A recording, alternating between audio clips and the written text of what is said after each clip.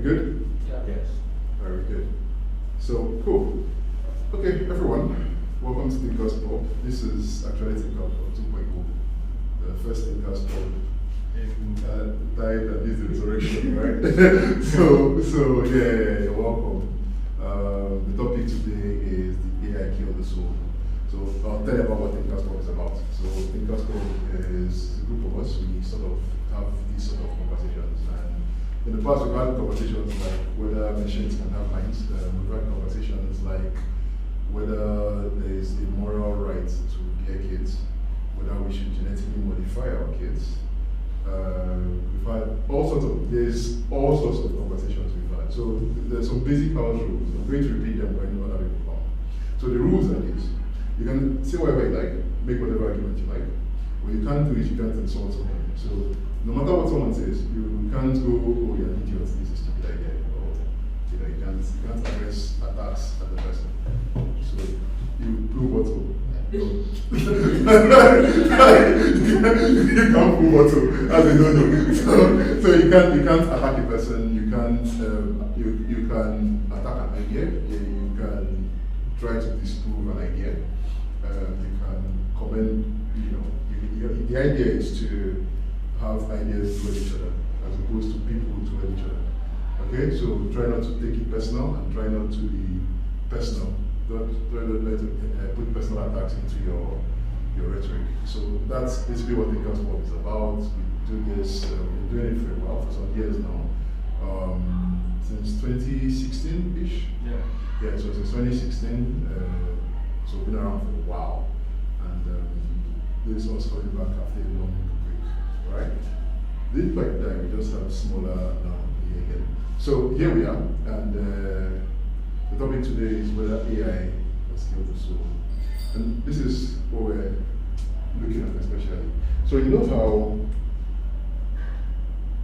you put on ChatGPT and you're talking to AI, and these days they've become better and better and better, that we can't tell whether, I think they've passed the Turing test at this point. Yeah, so they've passed the Turing test at this point. So you can't, most times you can't tell whether you're talking with an AI or, so how many people, when we were discussing for this video, knew that they were discussing with an AI before they came? It wasn't. Wait. Yeah. No, Yeah. is it the WhatsApp?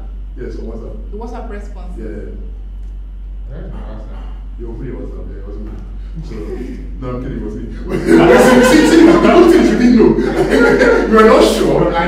No, it was me. You said that to her like it is like a mission message. So you see, the fact that you had to pause and go already tells you that you don't know, like you already assume that AI can do that kind of thing. You can't put your money anymore. I could have programmed it or something. But yeah, I could have done that. Alright? And so now that we have AI that makes art, writes poetry, before the places where people used to mount their flags was AI computers can do calculations, but they'll never be able to create art. They'll never be able to write poetry. They'll never be able to make music that uplifts the soul. And now they are using all of that. and now the complaint is your art has no soul. Yeah, like it's like sometimes I laugh because I'm like, what does, like when people were doing this, like the latest one is a studio thing where everybody was defining themselves. And we were going, oh, doesn't have any soul. And and I'm like, dude, if I put one and put original, like say 10 of them, can you really tell what does that soul thing mean? Like when you look at it, can you tell which one has soul and which one doesn't have soul? But that's not the point anyway. So the point for this particular, that's not the angle we're going into. The angle we're going to for this particular meetup is, so we have always believed that what makes human beings, or in general, Christians believe that, and most religious people believe that, is that what makes human beings special is that there is this inner man. Okay? There's a soul and there's a flesh or the body. And that the soul is what controls sort of our intellect and our inner reasoning and our feelings, and that thing that is sort of at the core. And now we have AI that mimics those sort of core things that we think are too special, or that you can't do without. Now we have AI that mimics it. Now how well AI mimics it is open for discussion. whether the fact that, the question is whether the fact that AI mimics this, okay, proves that that thing you used to call a soul probably never existed after all. And it's probably this result of godly dependency.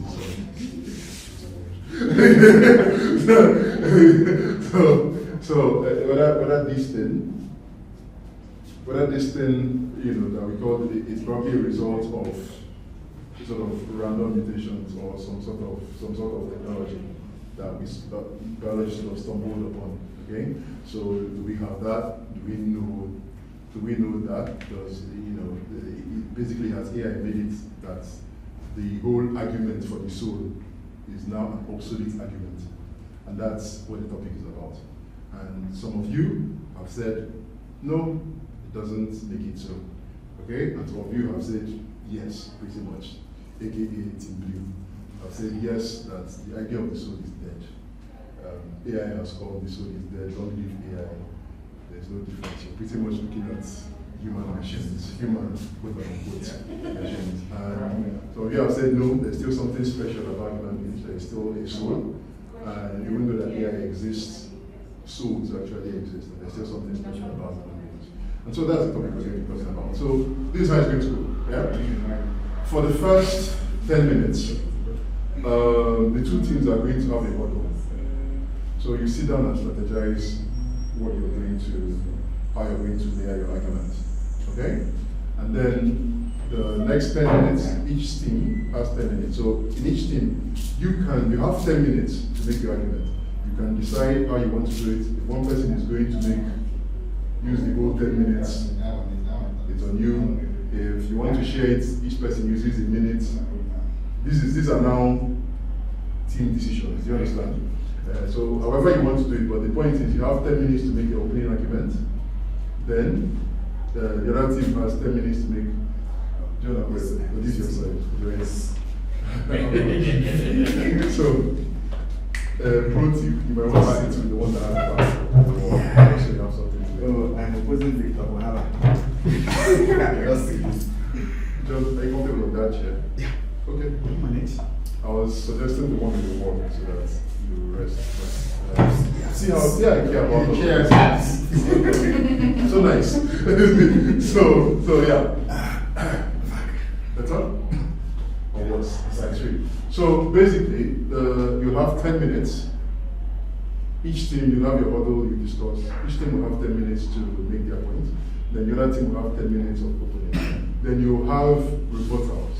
5 minutes rebuttal, 5 minutes rebuttal, 5 minutes second rebuttal, 5 minutes second rebuttal. Okay? Then after your second rebuttals, we're going to have a 15-minute break. Now, back in the day, we used to call it buy a drink break. Alright? So there's something that's going to be happening because if you remember when you paid for your ticket is 3,000 and 3,000 entitles you to refreshment worth 3,000 from Village Bistro. So what's going to happen is, I don't know if you did that when you were coming in, or if not, the menu is going to be passed around while we're discussing. And there's going to be a small booklet. So basically write your name and look through the menu, choose what you want. So then that 15-minute break, as we're discussing and all, everything can be made ready. So that when we're having the break, you can grab a drink, chat shit about anything you like. If your team is lagging behind a little too much or you're not too confident, you can gather together and huddle and plan.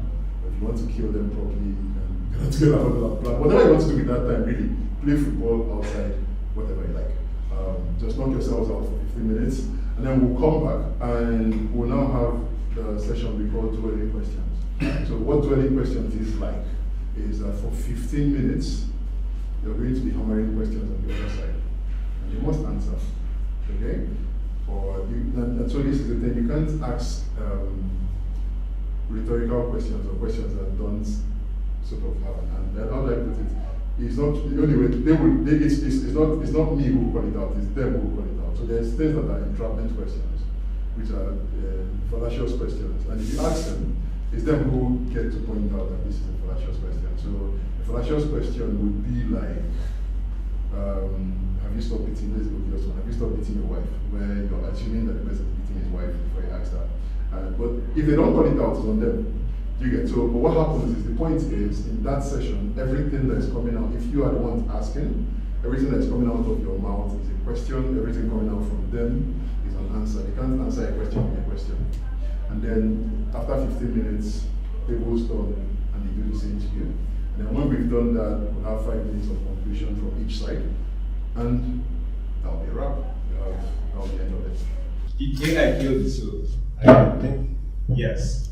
I think that AI killed the idea of the soul. Something similar happened when, this is something that's similar to this Nietzsche aphorism where he said, God is dead and we killed him.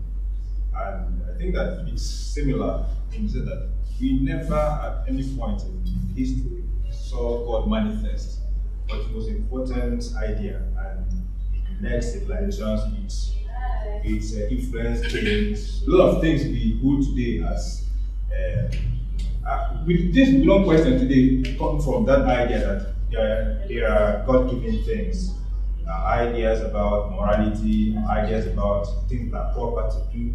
But at the point when Nietzsche was saying this, he was saying it because he seen how God stopped becoming that primary influence. We can actually, at the point, we could actually ignore God and do things, and then we would find other things as placeholders for God.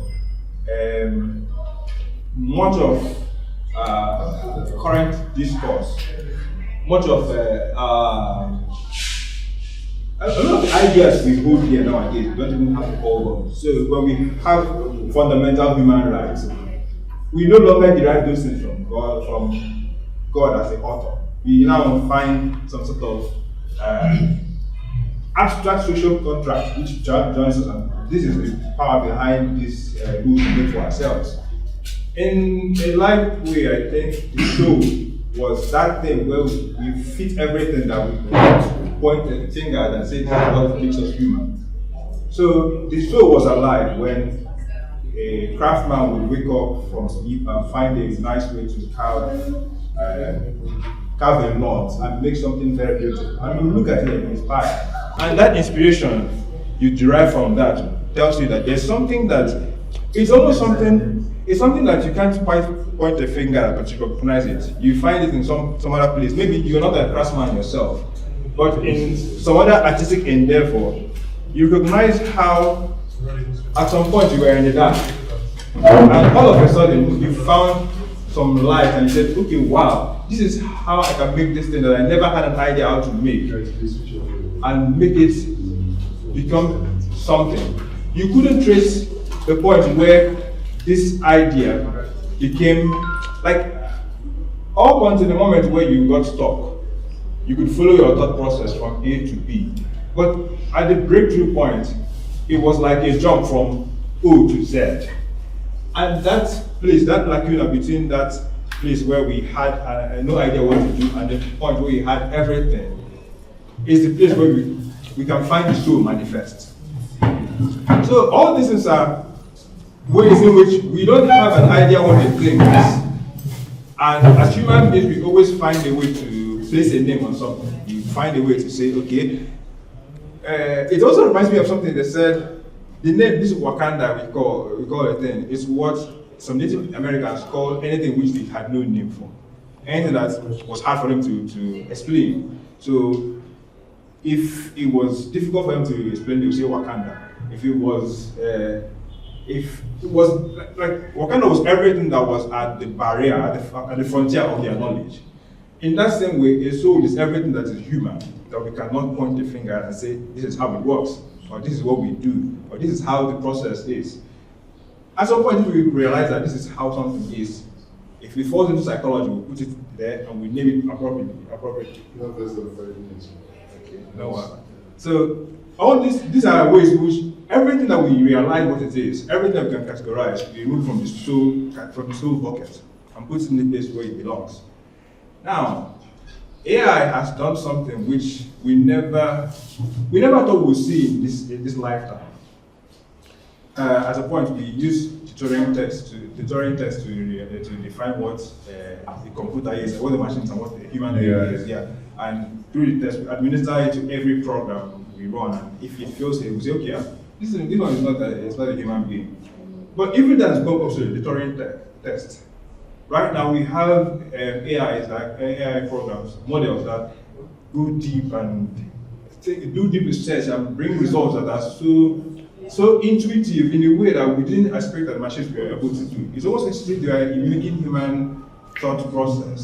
Sometimes they would even, it's almost like they go through the whole library of what we humans have been able to do, and with their robust computational power, they were able to mimic it and give us results that are, well, when you do some research with them, you're too impressed with what they do. That, in fact, you almost don't even see why you need a human being to help you, figure something out. They do it very well. And when sometimes we even say soul, the soul is this place where we think that computers can't do. And then there is a place where we put art. But now here it does art. It does art almost as well as we do.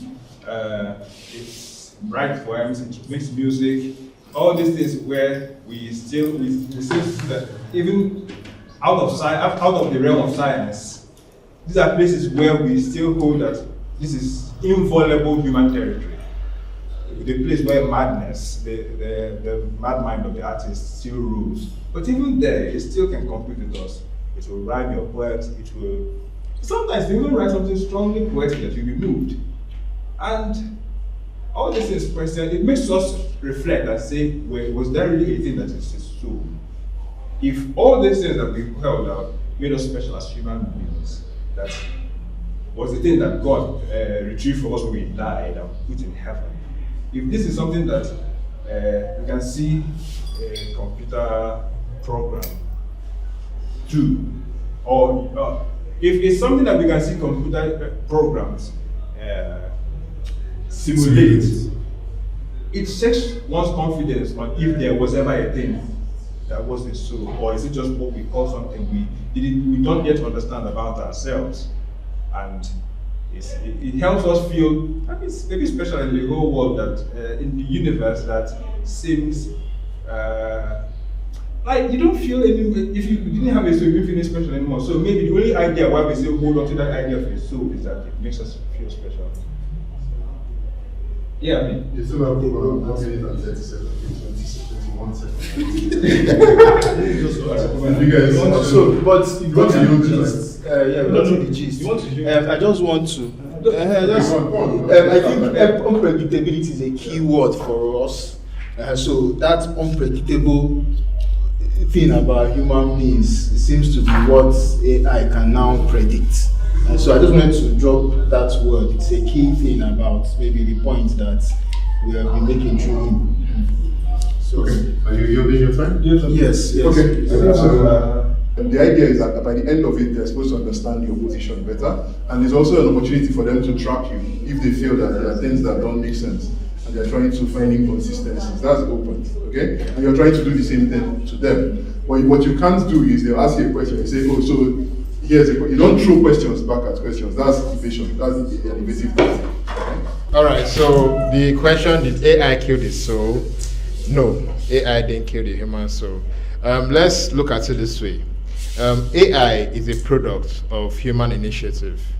Humans developed AI. AI is a creative form of the human act. So somebody, a tech person, puts his soul into creating AI. AI is a product. AI creating other arts, music, whatsoever, doesn't create it out of the blues. It picks it from human developed acts.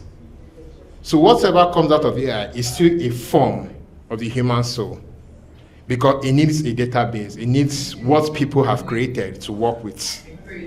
It doesn't create English or words out of the blues. It doesn't create languages out of the blues. It creates languages from existing languages. So it's just like saying the creation of websites killed the idea of media publicity. It's the form of media publicity. So when you look at AI as a whole, AI is creativity in itself. Just like recently, what makes Grok one of the AI companies, the biggest AI in itself, is the fact that Elon Musk tagged it to X, that's former Twitter. So now it has every single sentence, phrase, idea, publication that has been on Twitter as its bank source.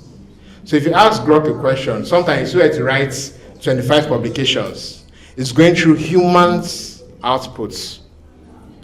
It doesn't create anything on its own. It needs what people have put into work, what people have created in itself to make its own creativity. So AI didn't kill the human soul. AI is an extension of the human soul. In that put it that way, it's an extension of the human soul. It's an extension of creativity. It's an extension of ideas, of logic, of mass, of thinking. That's how I see it. So, Yeah, good afternoon. Well, I tend to see some conflict when people start talking about soul and AI. Because I think from the user end, the AI is quite mysterious.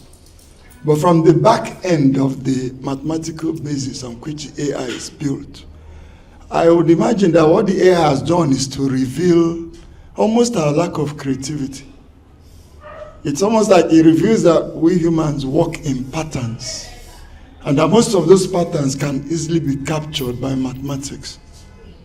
And then by capturing that pattern, you can practically predict anything. So what it shows is that the human is basically underused. Like if you look at the mass of people doing things, they look like they're doing different things, right?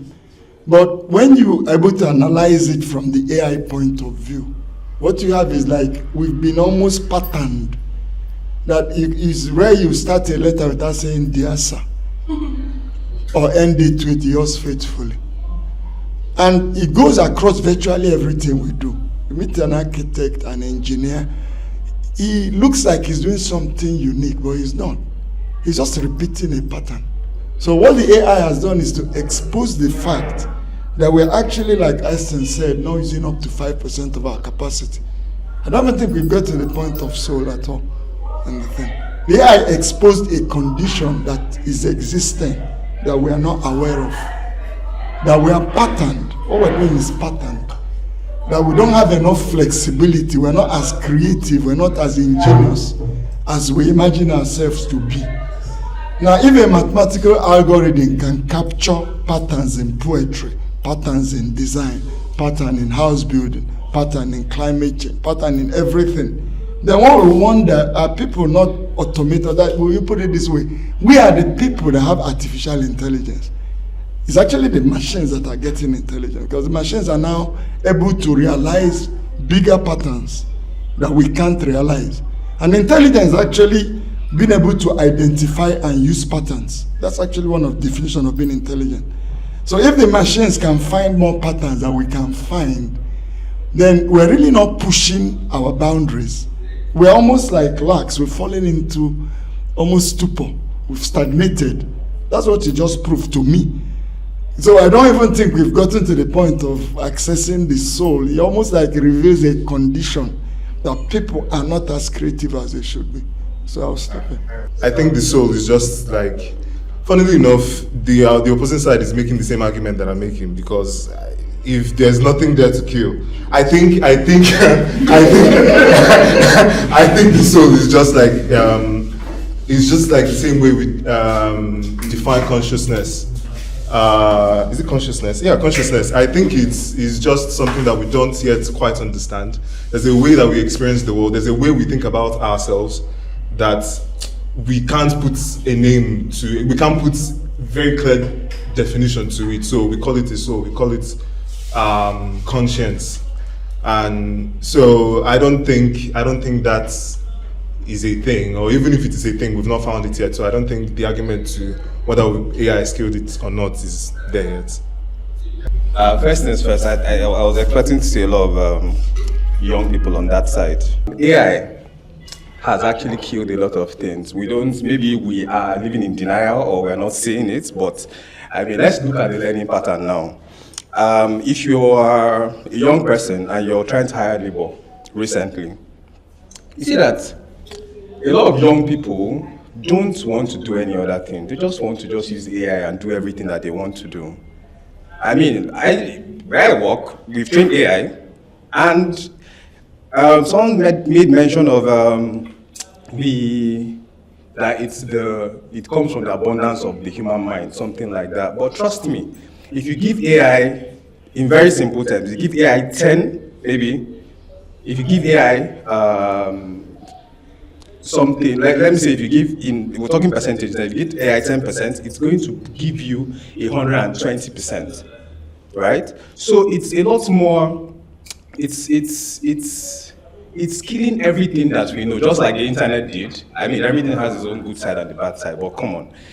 People can't learn anymore, yeah? People can't do what they are supposed to do. People cannot be imaginative. People cannot just do the normal, simple things.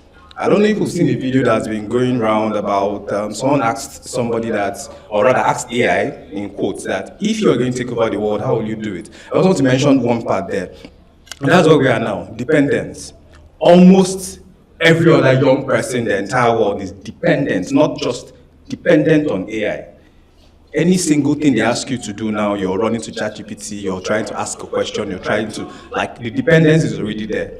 And over time, well, I don't want to take too much of it. Sorry, just... You said we are not utilizing. Maybe there's nothing more to utilize. Maybe there's no extra, really. So if what AI is showing up is showing that we are running around in patterns, so to speak, then maybe that's what there is to human beings. Maybe there's no extra. Then what you said about AI being, so I got to learn recently that AI is more of a discovery than an invention. So it's not, so those mathematical things that it's based on and all that these are systems that train themselves, that they can even train themselves. Do you understand? So I heard that some of these companies now have their AI staff not doing anything. Like the machine is just running. So I've not verified it, but I just heard it recently that they are now, the machines are training themselves. So my point is that it's not really like it's dependent on human beings, like completely, like it's an expression of human intelligence. Apparently, it seems to be more of a discovery, just like somebody discovered maybe penicillin. Do you understand? Instead of an invention that came from a human being completely. So that's it. So just to also to throw more light on what you said, right? You said you've not confirmed it. It's true. AI trains itself. Like Also, AI. Oh, 1 minute. You give AI. Where I work, we train AI, right? You give it this. Sorry, we give it this, and trust me, in the next 5 months, it's giving you something way more than you actually expected it to actually, give you back. So. And there's a problem with control. When you can't control something, it goes out of. First, you're threatening me with this time. Okay, well, I also want to thank Daniel for helping me portray my point. Thank you very much. So yeah, yes, the idea that an AI is something, AI killed the soul is also the idea that there was probably not a soul, and the AI is just exposing, it's just showing us the patterns that we have always been, we have been running in patterns, and the AI revealed to us that we are running in patterns. So forget the soul, it's just, it has been there, okay, well we realized that there wasn't there, so that's the death of the AI. Okay, so yeah, so I'll say something interesting and then I'll say another. The first thing is, if there's nothing more to do, we can play. We can use the time to play, and it's like, it's okay if there's nothing more to do, I'm just saying, for me, but then I'll sit with something he said. He said AI is like an extension of the soul. And I'm going to use another word, assistant. For example, we used to do calculations with our brains or our head before, right? Before calculators came into play, and then save those time and energy for other things. Same way we used to spend so much time creating content, writing essays and all that, but now there's AI and we can save the time for other things. I mean, if in future there's a possibility of what's this thing where people can just appear in certain places, what's it called again? Yes, saves us time on transportation. I think the better it gets, the better for us. We can use the extra time to play and be humans instead of, yeah, so that's, who else wants to? Since there's no soul to kill, I think you should be on this side then, because I don't think it makes sense to be on that side. That's it. That means you think so you should be there. So first of all, for me, I feel like when we talk about AI, he made mention of dependency. I think we've always wanted to do things easier and faster from the inception of time, starting from the Homo habilis and all that. Now, first of all, when man came in, we wanted to cook, we wanted to eat our stuff raw, but at some point it got to a point where you have to start cooking it. Now, you wouldn't say that the dependence on fire to make our food has automatically killed our creativity. This has made it faster for us. That is the same thing that happens when it comes to AI. AI training itself, we are the ones that started this engine. When you want to start some turbines, you have to start it manually. And at some point, it runs on its own. And that is what is happening right now. So when you train your AI follows the pattern that you must have configured or programmed it to do. So when we say that you are giving 10% and then AI automatically chunks out 110%. It is chunking out 110% based on what you as a human has fed him now, or fed it rather. Now, again, you made mention of machines. Okay, discovery than an invention. Discovery than an invention. I think AI is actually 100% discovery, 100% invention, not a discovery. For my own side, it's 100% invention, not discovery, because it didn't create itself. Someone did that. So, not to talk more on the things that I said, from time human beings have always tried to outsource work, and that's why we can even talk about slavery, because that's if we check what the internet is computer is, it's always been garbage in, garbage out. It hasn't changed, it's still the same way it is. And he mentioned to the fact that it's basically what you impute is what the AI is going to learn. So also, we've always known that the more things change, the more they remain the same. AI has come to be able to give us a faster way of doing things. But if you check this year, I don't know if you know Cursive. Cursive is an app on the internet. You can use it to learn just about a lot of things. So I was learning how to use ChatGPT better. And you know that it's LLM, large language model. And the large language model, basically, you have to be able to guide it well to give you what you want. Otherwise, you are just going to be on a wild goose chase and you're not going to get exactly the things that you need. So the best ways to use AI over time that I have found is, if I want to say something, I write it out in my own words first. Then I put it on ChatGPT and I ask it to fix it. Then I now engage it and tell it to do it this way, do it that way, and I get better responses than when you just go ask one straight question and it gives you an answer. So lastly, we've seen that AI have also, for us who are in mental health, people use it more often, and we've seen AI drive people to committing suicide. So it hasn't done so much in terms of killing the soul. It's basically what it is. It's just a computer user model. Yeah. So on the point that we use AI in the way we use tools, and the way we've used tools all the while, it's not that difficult. It's not that different from how some other animals use tools. So we still don't, like, every organism tries to solve problems. If anything is in the way of getting food or getting mates, it tries to find a way to surmount it. In that way, we use whatever tool that's available to us. That we use intelligence, or that we've developed our intelligence to the level we have, it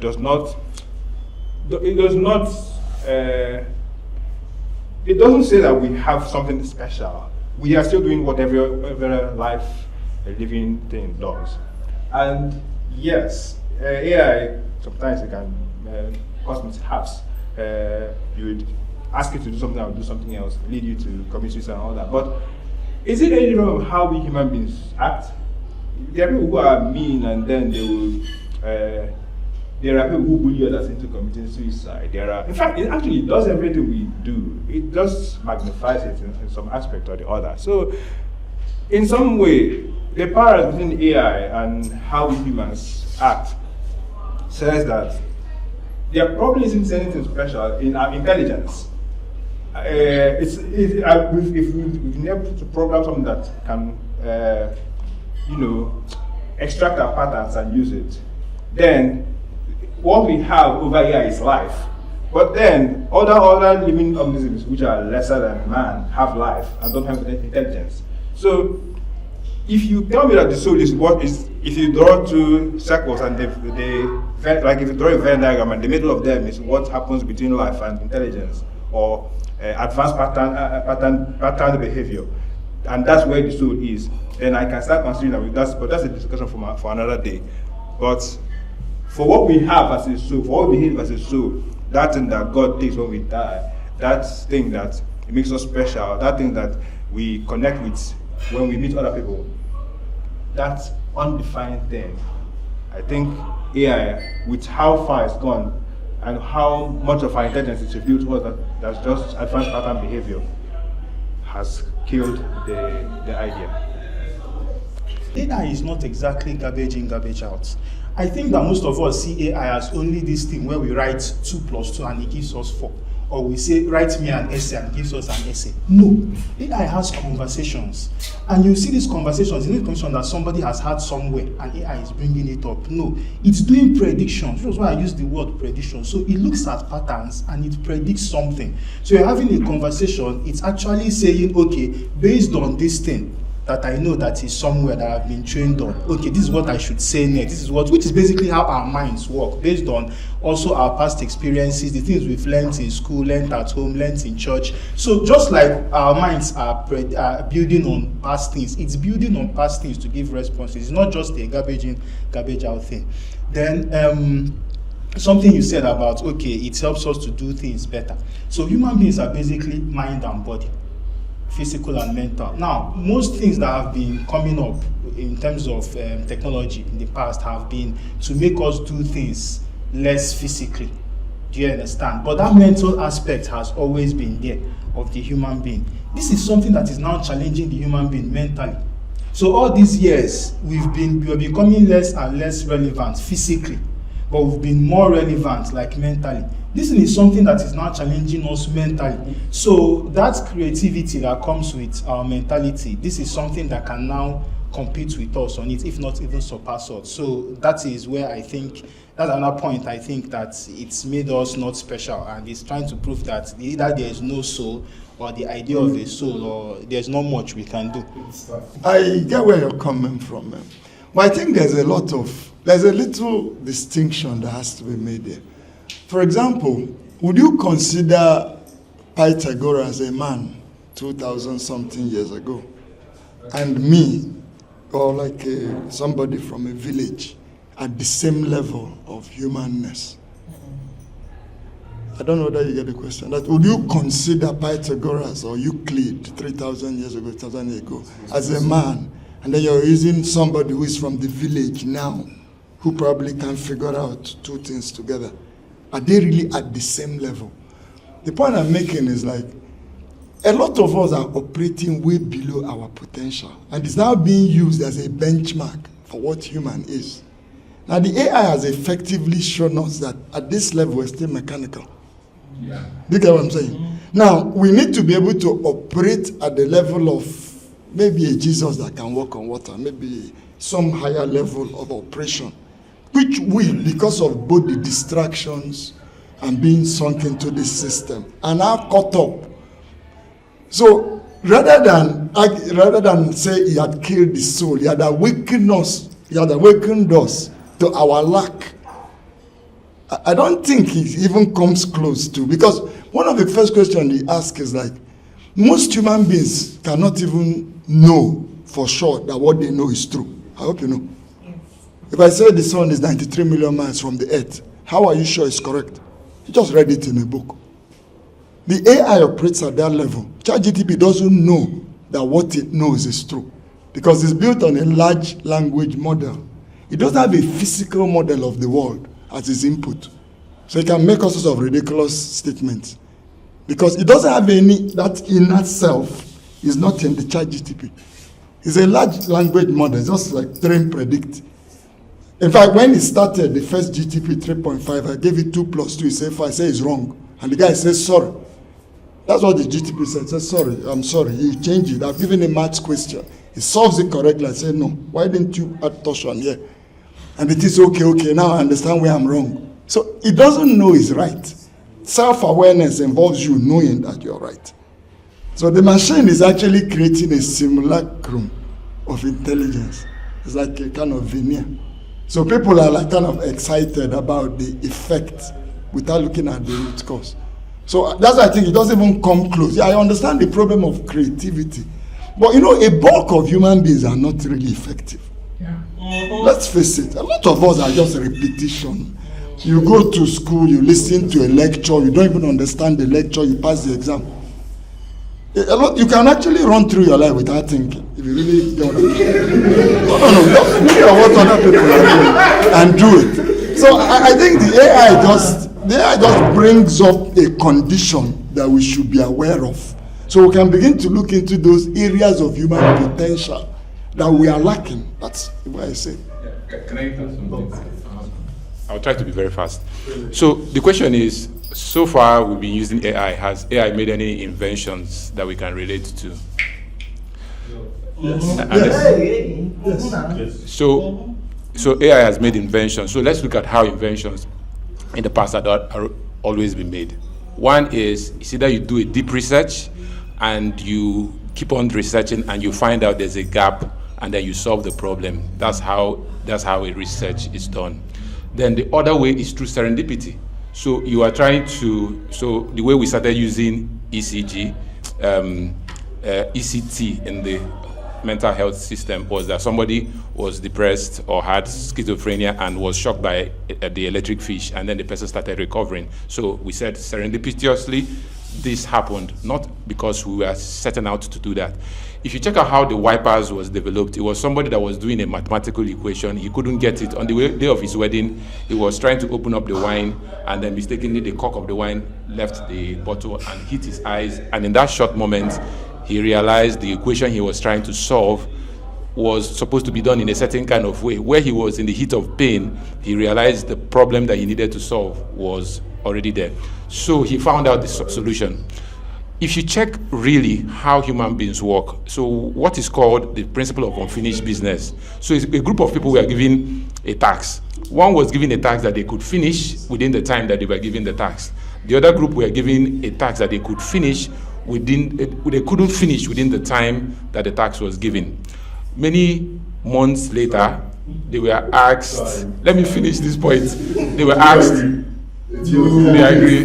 So many months later, both of them were asked the task that they were given. The people who finished the task remembered, they could not remember the task they were given, but people who couldn't finish it remembered exactly what the problem was. So this tells us to what extent our minds keep working long after the present situation had passed.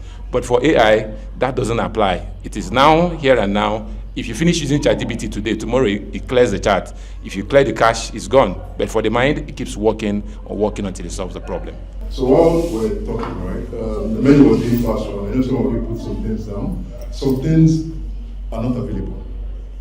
And no surprise. But the thing is this, right? It's a good. We planned this so that it's been easier, but it's going to be a little bit messy now. So what's going to happen now is we're having a break now for 15 minutes, and you can use that time to talk about how that will get ready, so that get them to you. Okay? And 15 minutes, have fun, talk to somebody, don't talk to anybody. You made a point that maybe human beings have not used as much intelligence that they have, and AI is exposing that. Don't you think that what is what is? There's no more that human beings are supposed to attain. Those of us that are supposed to attain that, by our gene and by our wirings, are attaining that, and those of us that who don't are not attaining that. And I think, and also, don't you think that the importance that intelligence has is because of its scarcity even? Do you get the reason why you value like a Pythagoras or Euclid is because everyone isn't Pythagoras, and in that sense, that's what gives its essence, and that's all humans can offer. I don't think so. I think we value Pythagoras and Euclid because of the fundamental contribution they have made to make our lives easier. That's why we value them. We value an Einstein because of the fundamental contribution that he has made. It's not just that we like intelligence for intelligence sake. I don't know whether I'm making sense. I think you have to see it from the other way. And it's not like other people do not have that capacity. But, maybe developmental people develop differently. And again, how people are trained. Because there's a way you can be set up as a young person. You'll probably be in a nightclub all your life. It all depends. Even that guy can also be put in another way. But sorry, yeah. But my point is that the fact that there was no other way that guy that goes to the nightclub all the time was set up means that that's part of what life is. There was no portion. Maybe I didn't explain the rules well. You can only ask questions. Yeah. You're not arguing. So I'm also posing a question. No, this is not. It's not. So you don't go. When you start saying my point is so and so, you're making a proposition. Okay. So it's if he answers. So that the idea. Think of it like this. Okay. Think of it like this. Is a witness is the accused in the witness box, and you're the lawyer. Right. So what you're doing is you're questioning him. The idea is you're trying to catch him in a trap. If you do it well, you'll catch them in traps. You'll catch them logical. They'll start contradicting themselves if you question them very well. Okay? So everything coming out of your side is a question. In fact, if you start making an argument, he can say, is that a question? Don't you think that the reason why the guy goes to the nightclub is that's just how how life has ended up at that point? You see, I'm not trying to resolve life. Get the point? I'm not trying to resolve life. I'm just saying that we have capacities that we are not using. That's one thing I'm saying. Even if you're the lowest person in the system, you have capacities that you're not using. Being humans, what one man can do within limits, he may not be the top person at the chain, but people can be made to come up a little. Right? So we have capacities, even if you look at it from our neurological setup, the amount of neurons in our brain is more than whatever ChatGPT has. The amount of connections in our brain is more. The amount of sensory inputs we get from our skin, ear, eye, per second. The amount of everything you've seen since you were born is stored in your brain. You can't recall it. If they do regression hypnosis on you, you probably recall when you were 5 years old. So even on that level, there's just so much you're not getting access to. So that's why I say we're living below our potential. And that's what the AI is revealing. Okay, the question is how do you evolve? If you're saying that there's still room, how do you evolve? Like, how do you know you can do what you're not doing now? Do you understand what I'm saying? How do you see, let me put this thing this way. I'm trying to make the problem clearer. You're asking me an existential question. It will be funny for me to answer that. Because if it requires self-development, I still have to do mine. What we're saying that there's this room that the human is under. At least let's agree on one thing. The human being is underused. At least let's just give whether we can even accept that you are not using your full potential. Or do you think yes, I don't think we can agree on that. Okay,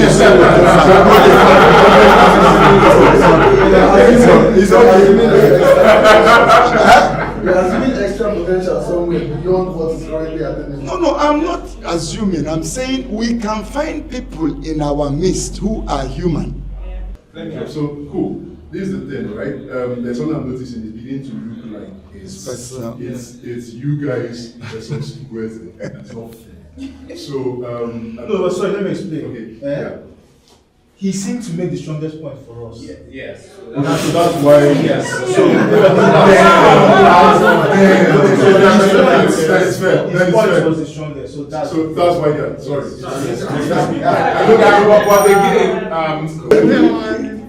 The monkeys have soul. The monkeys have soul. That's a monkey. I'm trying to find where the limit of the soul is for you who believe that the soul exists and then we are not monkeys. There's no record of monkeys having souls, so we can't really say monkeys have souls. Is there a record of human beings having souls? So how do you there is a claim about it. Like if you can. If I ask you is who what about Enugu, you tell me no, because we know that Enugu's limit. I mean, okay, you tell me yes, but if I ask if a man says Enugu, you know that Enugu's boundary is stop at Angola, right?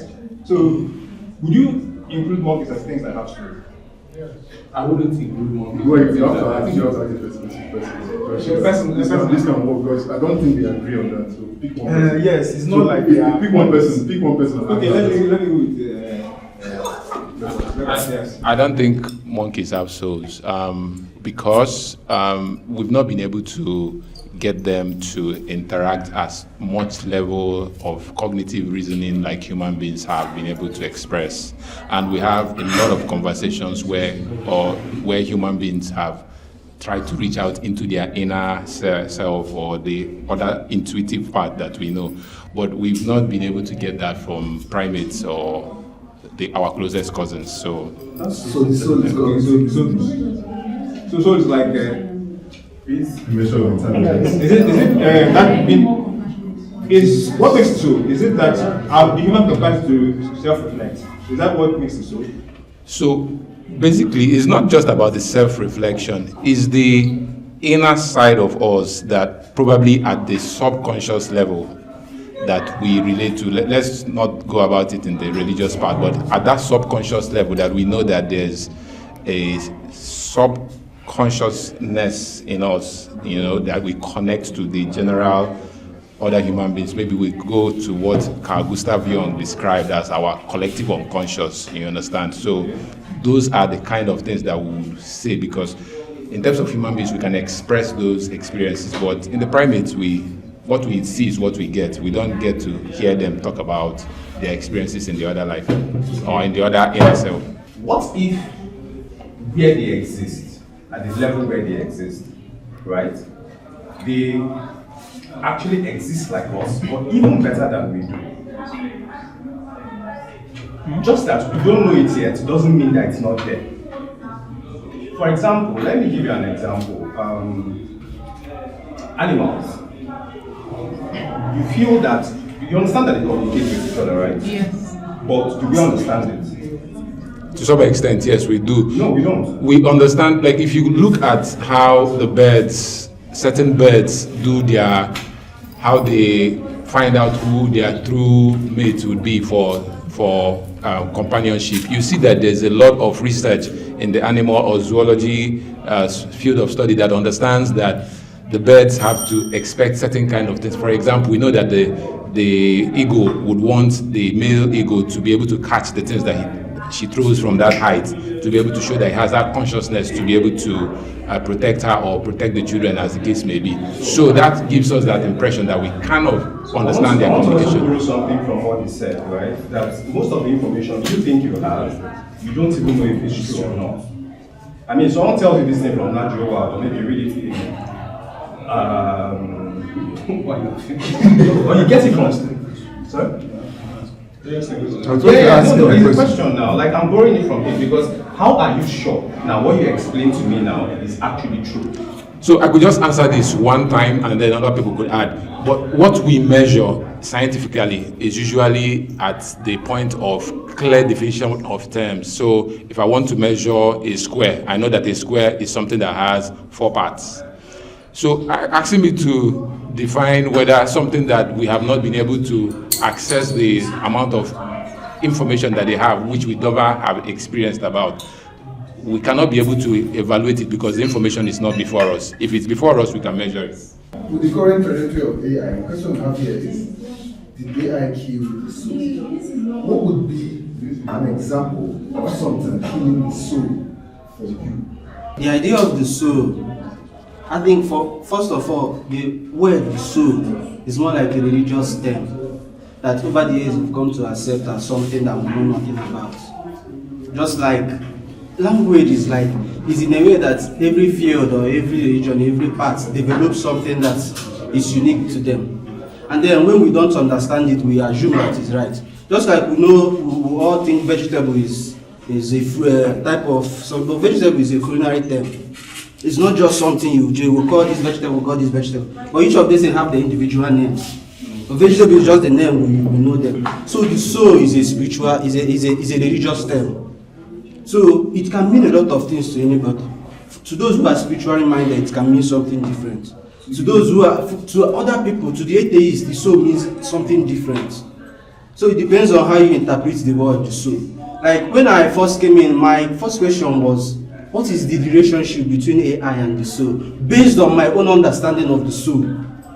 Like I was like, these are two different, like they are like in separate places, they are not the same. But then when he clarified that what we are looking at is the idea of the soul. And the idea of the soul to you is not the same to me. So I left my own. So his question is to you. Yeah, that's what I'm trying to. Can I repeat my question one more time? Yeah. What would be an example of something killing the soul? This is actually a question for you guys. See, this is the question. I say that AI did not kill the soul. If I recall correctly, when you were talking about AI doesn't kill the soul, you made mention of the idea of soul could be what goes out when someone dies as what God takes.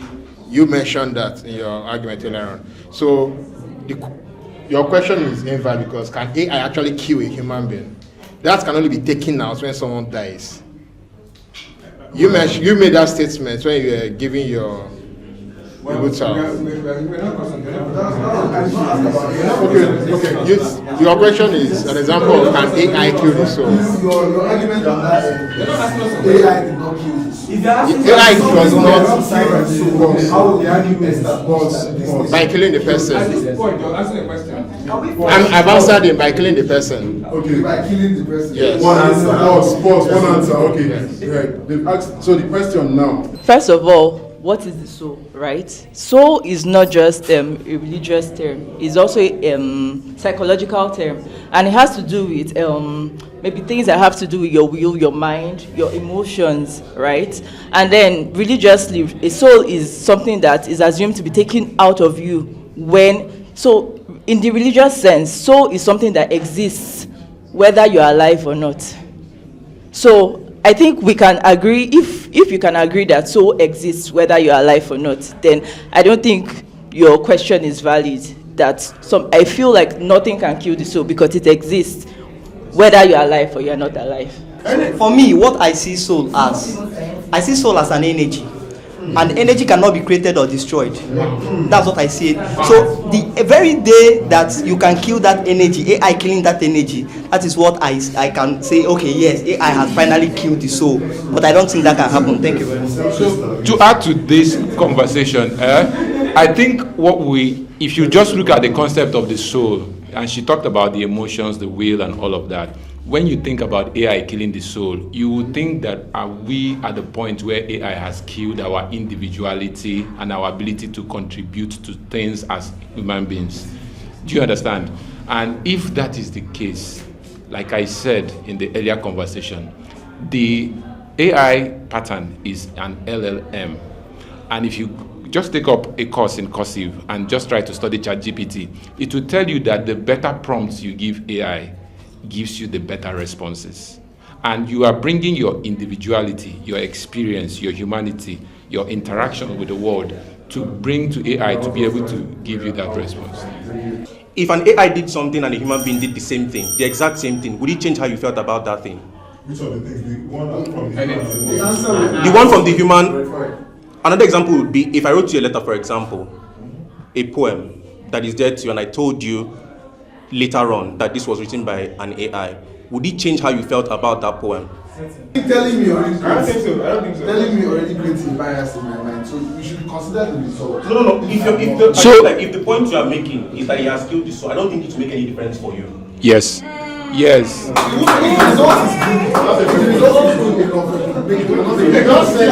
Yeah, because what we are talking about is like, what is asking? That's a question. You tell me, okay, it's AI that wrote this thing.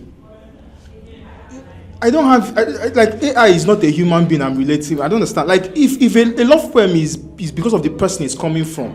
For me, it's not because just it's a poem. Because it's a poem, it's a love poem. No, it's that Chinyere wrote me a love. So it's like Chinyere wrote me a love poem.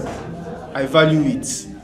Nkechi, who I don't like, writes me a love poem. I don't care. Do you understand? If AI writes me a love poem, I don't care. No, my question is, if this human being told you that same person that you like, told you that they use AI for that, yes. Yes, because it means that she put a prompt inside ChatGPT, for instance, and then it gave her the poem. Do you understand? Her emotions are not involved. This is not something that she. Yeah, because she just put a prompt like write me like it's not like. What is the prompt exactly? Yeah, so I'm assuming that the prompt is just give me a poem that because it's not like she wrote the poem and ChatGPT gave her back the poem. Do you understand? So she asked for the poem. She asked, okay, give me a poem that does this, and then he brought it. Somebody can copy a poem. Yes. Imagine it's your birthday, and I told you I traveled to Italy or to Vietnam, where they make handcrafted items. And I'm sure that I gave them specifications on exactly what I want them to produce for you, and it's not a mass production. How will you feel about the gift? Depends on what the gift is. Yeah, imagine it's something that you like, and eventually we made it specifically for you, handcrafted, not mass produced. Unique, and it's something you will value. I think so. So imagine that it took me a while to create something specifically for you, not in a mass-produced manner, but targeting you as a person and knowing your uniqueness as a person. And I took my heart and my effort to produce that thing for you. How would you feel about it? No, it's Daniel.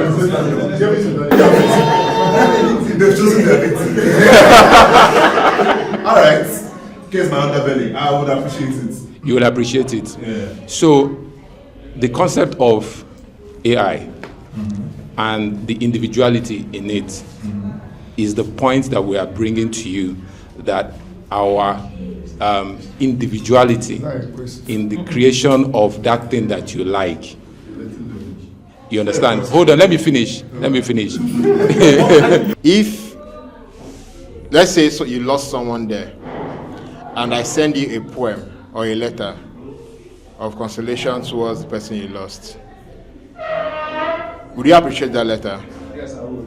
Then after 1 week, we get discussed and I'm like, oh, it's AI that wrote the letter, I was busy. Would you still appreciate the letter? Yes, I would. Because a condolence is not something we expect. It's a social gesture. It's not exactly what you said, but the act that you get enough to say, I'm sorry you lost someone. I have an answer. It doesn't matter what you I expect that someone who gets to say, hey, I'm sorry you lost someone. No matter how you, even if you wrote a 10,000 word poem, or you came and said, hey, I'm sorry, it doesn't make a difference. So my point of understanding, you guys are trying to pinpoint the change of feelings when it's expressed that this particular item. Are you asking us a question? Trying to pinpoint the change of feelings when it's like established that this content was AI generated. Yes, but the word feeling is going to be a whole spectrum of emotions. You cannot exactly say that because I feel a particular way about something means for any reason that this thing is no longer genuine. I only feel like, oh, Ebuka should have made more efforts to give me something I like. Or what is that effort? Oh, you liked it in the first place. What is that? I may still like the idea it, is what you love about that poem or that letter is the fact that in terms it came from someone, a soul a consciousness, so you can relate to it. No, it's not an assumption. See, No. if Ebuka sends you a letter of condolence, it's a spectrum, like he said. Imagine Ebuka with words involved. And I'm feeling that Ebuka should have thread. When you say it's AI, Ebuka goes, the thing drops to just the words and other things. Do you understand? When you say someone, you give me more information, something goes. So see it as a stack of things that make me feel this way. So once you reviewed something is taken off the stack, it drops. Do you understand? You review another thing again, it drops. So it may not drop to 0, but it will not always be playing. Yes, it keeps dropping. So if AI is the one that did it and not Ebuka, it drops. Do you understand? Right. I don't even think because Ebuka is a human being. Oh wow. Do you understand? I can relate with the effort it will take to produce those kind of words. So, sir, do you think it will come a time when the trust humans have for machines will be higher than what they have towards other humans in terms of saving their lives? It's possible that there's a time when machines will become more trustworthy than human beings. Do you have a crush? Please, does someone here have?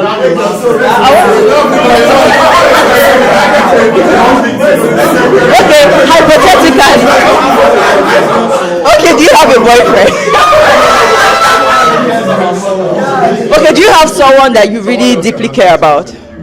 Okay, good. So, you have a job. Do you have a job? So, let's assume you had a very long day at work, right? And you come home. This is scenario 1. You come home very tired, and your significant other that you deeply care about tells you that there's food. I ordered food for you. Lays out the table. How you feel? So I'm going to answer your question. Just like it's a different answer. No. It's right, like you said. You will not like the answer. I think we are debating, and let me explain. They are saying the AI killed the idea of the soul. The idea is the soul is what made human beings special. Do you understand? The issue here is AI killing the soul means it doesn't mean that it doesn't mean that we cannot still feel special about things. It is saying the ability to make somebody feel special is not exclusive to human beings. Do you understand? So we are not saying that a human being cannot make you feel. That is not the question of whether it has killed the soul. The idea is that this thing that we thought that made human beings special, a machine is doing it. And that's why his point was strong, because he's based his point on the fact that this thing is just taking what human beings have done and is doing it. Like it's predicting, it's doing it on a pattern. It doesn't have to have a soul, that thing that we think that is a soul, for it to do those things. It just looks at what 1 million people, for instance, have done before and reproduces it. So we're not saying that human beings cannot make you feel special anymore. It's only AI that can make you. No. We are saying, apparently, this whole thing that makes us feel special can be predicted with mathematics. That's the point. Okay, so that's not the answer to the question. That's not the answer. You have not answered your question, that's fine. He does your question pretty much. Okay. Can I say so I was going to ask a second question, that if you came back and you saw your girlfriend cooking the food, will it change the feeling of when she ordered it versus when she cooked it by herself? For me, no. It doesn't. I'm also here to learn, and if your arguments make a point to me, I'll use it. And I also want us to be at that point where if we make an argument that works for our lives, let's take them. So the question here is this.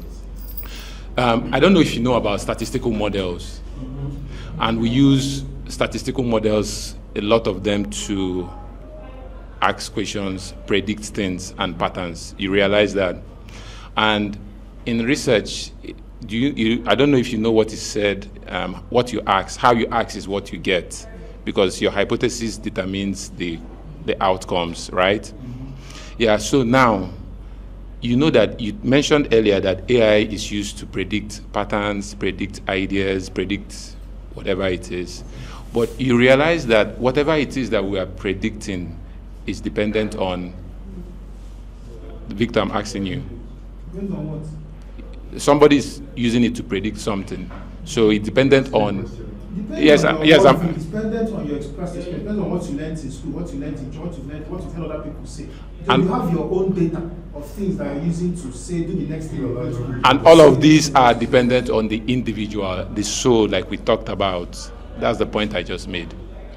The question I asked him, I asked him the question that we know that AI and mathematical models or statistics is used to predict patterns, ideas, and the process of doing that is done by human beings that think about these patterns and how we can use it to predict things. So for example, now in child abuse, we know that I'm asking so that he's clarified, because he's asking what the question I asked. We are using AI to predict patterns, right?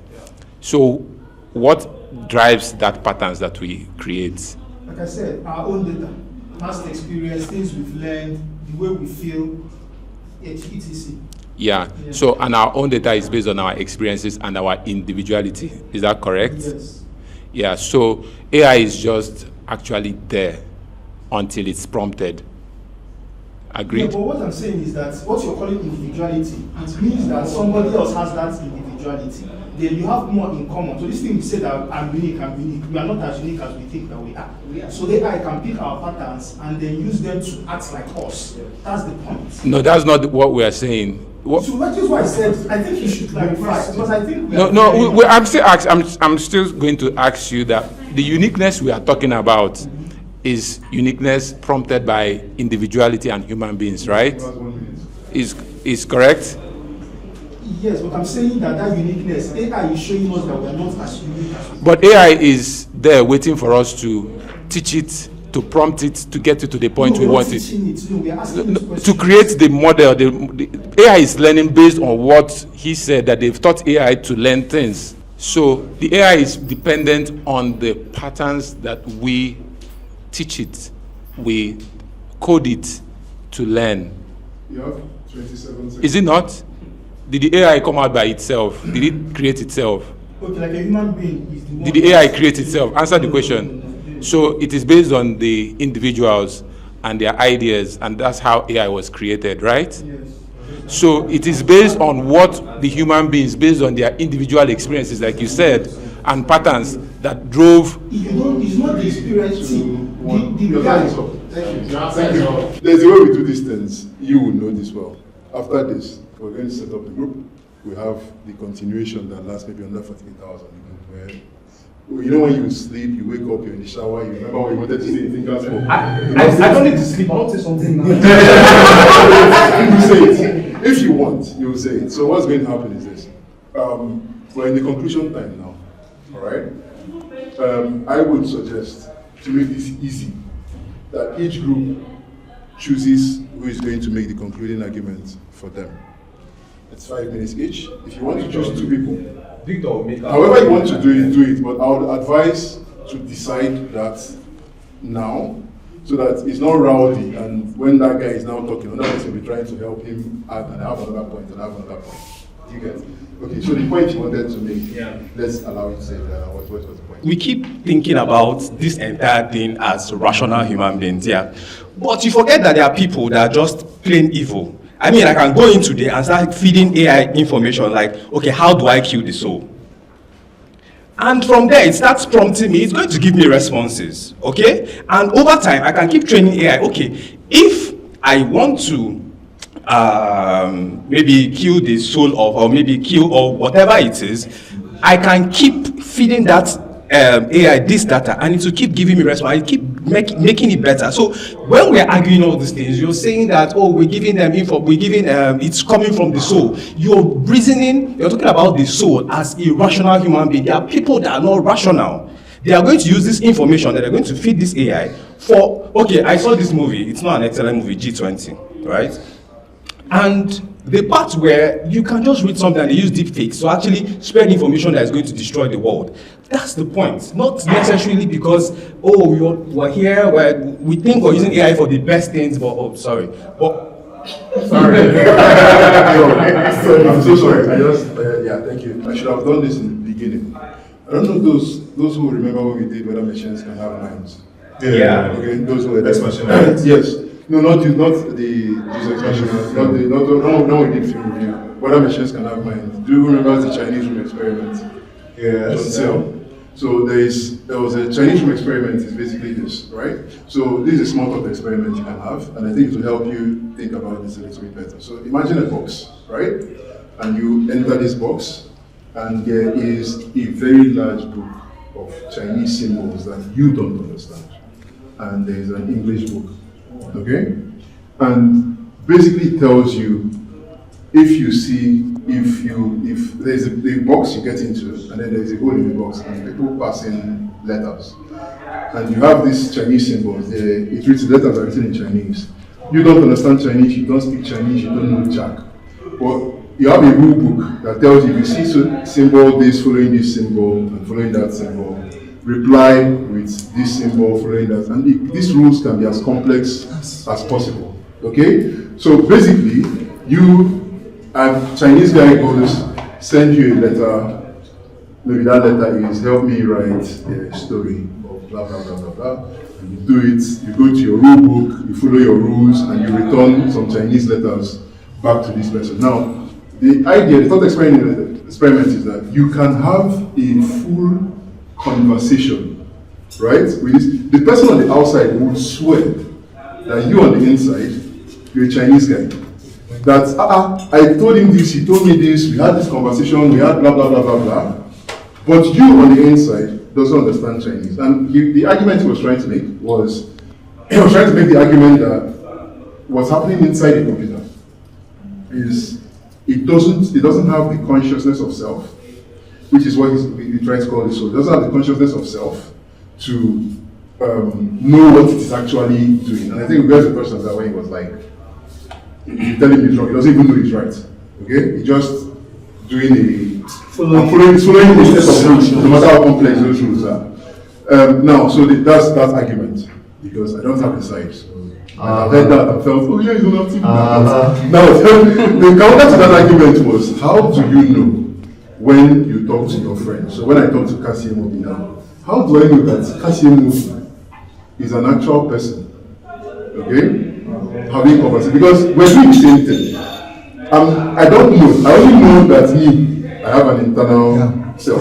Or that's what I also think I know. Is it also possible that there is another sort of mechanism in me giving me that sense of running that program, so to speak, to make me believe that I have an internal self doing this thought process. So yeah, that was just to confuse you guys a little bit more, and now it's time.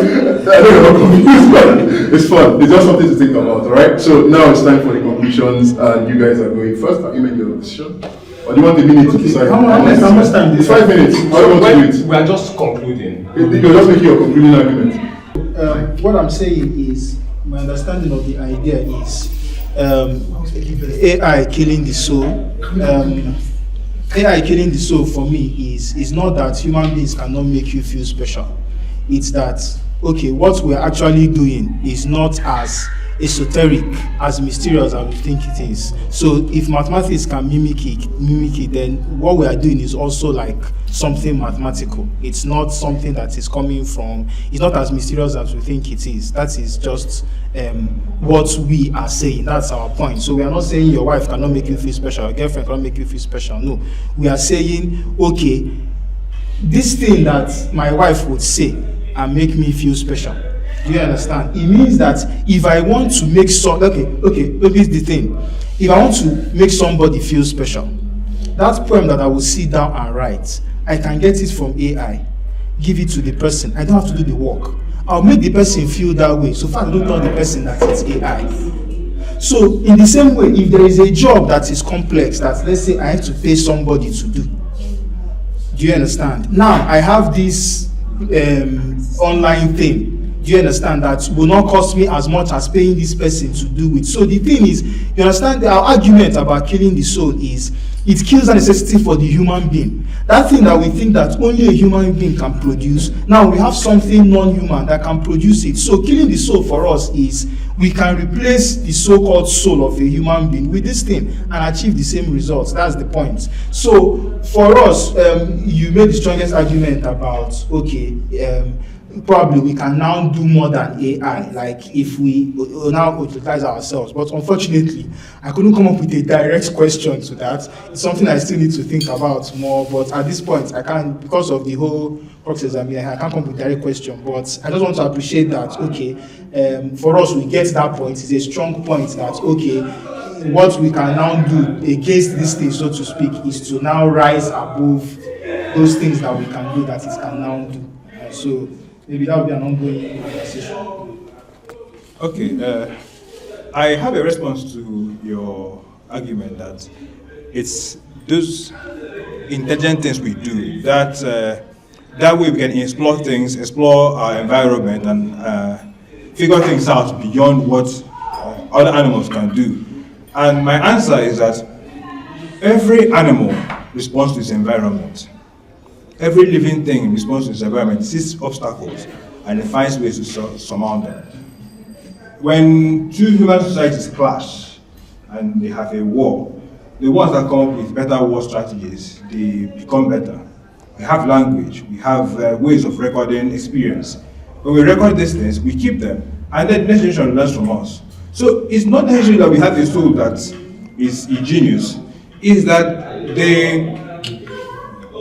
we are biologically armed in a way that we can take the experience of one generation and layer it on top of the other one. It's something which we can explain scientifically. So whatever we record, we read, we put it in our minds. And my first point is that all organisms try to figure out a way of sustaining themselves in their environment. When an intelligent mind gets to a problem, it kind of feels like it has, for it to survive, it must solve that problem, and that way it works on them. So the AI has shown us that with enough information, with enough data, and with enough computing power, there isn't there are very few problems with intelligence that we cannot solve. And that way, it already questions that fundamental thing that makes us the separation of animals that we call soul.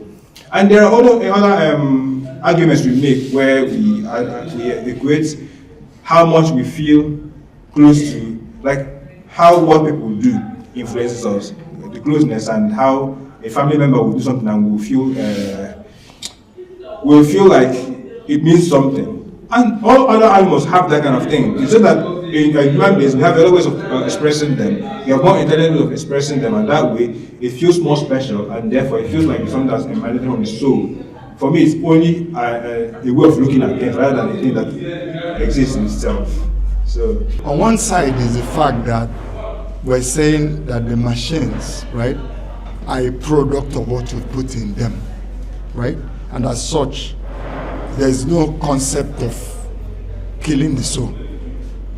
The machines are a product of what we put in them. There's no concept of killing the soul. That's basically what we're saying. These are statistical algorithms, mathematical algorithm learning systems.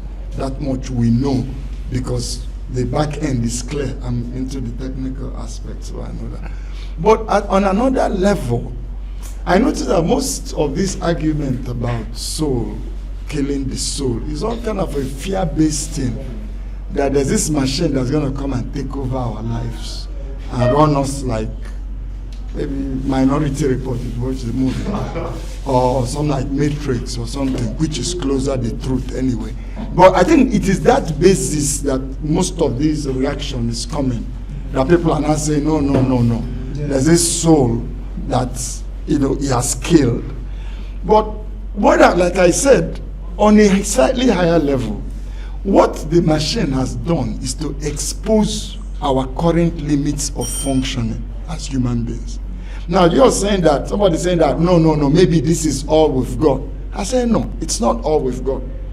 It's like if I told you, like, I can prove to you that there's something else that is in you, right? That is immaterial. I'm saying, if I told you, if I can give you an experiment that if you run it, in a month or two, you can prove to yourself there's something immaterial in you. You can say argue that, it may be your brain projecting it. But till you run the experiment, don't make the argument. I don't know whether you get what I'm saying. So I'm saying that the human is operating far below his potential. The machines have exposed this, our pattern. 99% of us are robots. If anything has AI, it is us that have artificial intelligence. The machines are getting intelligent. Because even if you're poking ChatGPT with question and answer, after a while, even the questions people are asking are already patterned. That is, it's you that is being fed the artificial information. Now, it is the machine that has a bigger pattern that you can't understand. Yes, so it is the machine that has the bigger picture. Now, but when you look at it the other way, the ChatGPT or DeepSeek or Claude or whatever, how many parameters are they using to program these machines? We know them. They are fixed. 39 billion, 390 billion, 1 trillion, 5 trillion, that's okay. But you look at the human being who built the machine, right? We built this machine almost as a replica of us. That's why you have RAM and ROM and all these things in machines. You know, okay, so random access memory. So, but the question I'm saying that if you have more neurons than ChatGPT, and you have more skin cells that give you input, you have massive visual cortex that has better resolution than these 3D things we see on TV. And your mind has been recording everything that happened to you. Is it not clear that you're not using yourself well? Is it not surprising that you can't even beat ChatGPT?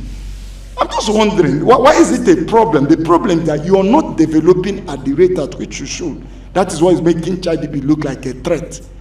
That is my argument. Now, the other one cannot be is not true or it's true. But I'm saying from my own point of experimenting, I can prove to myself that under certain mental conditions, your mind can accelerate to 50 to 200 times what it's doing now.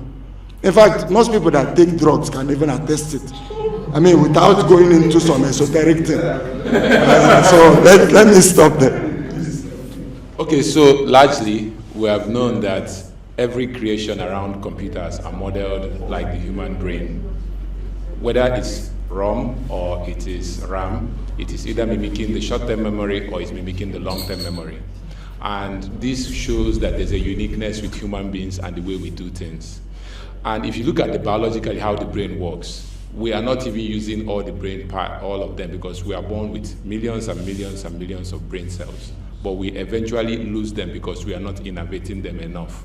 And if you look at how the brain works again, it's called plasticity. That is, a part of our brain can take up a function of a brain that stops functioning so that the general brain can keep working. So,